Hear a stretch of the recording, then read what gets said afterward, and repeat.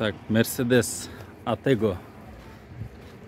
Bas $15.500. Номерін көріп тұрастар.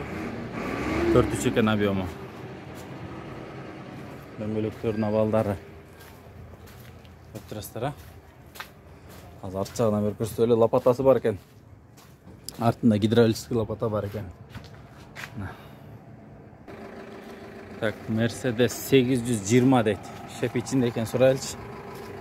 Так, бұны дәкмендемелері, номерлері. Шеп, қанша сұрап атасыз? $17.000. Қанша борттың ұзындығы? 7.65. 7.65. Қанша көтереді? 8 тонна. Пневмалар бар ба? Подушкалар? Ова. Бар, 8 тонна көтереді. İçin көрсетіп қойайын ба? Интеркулер. Интеркулер. Турбина. 8 тонна көтереді ба? Подъемға дағына? Ова. Блокировка бүт бар дейді. Бар жоқ. Қаншаға бересіз, шеп? Окончательный басы болса 16 болса беріп беремін. 16-ға беріп бересіз. Документтері жайында. Полный өзім аттым. Көрдіңіздер ғой? Документтер бүт жайында кет. Полный машина мотор коробка. Май жебейді дейін. Гарантия дейді. Ана, туғандар, гарантия дейді бүт жағына. Лопата бару гидравлический жоқ бұ? Жоқ, а? Да бір Atego. Mercedes Atego сатылады екен.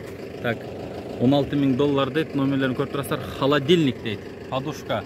4-3 аз. Есінен сұрайлшы, басын қанша береді екен. Так, холодильник екен, а? Шеп, борт қанша ұзындығы? 5,5. 5,5. Мынау подушка немелері ба?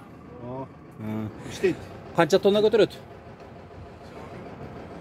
5-6 tondan oynaydı. 5-6 тонна. Қырғызша қанша? 8-ге шейін көтереді. Esli döngülöktü 17,5 da.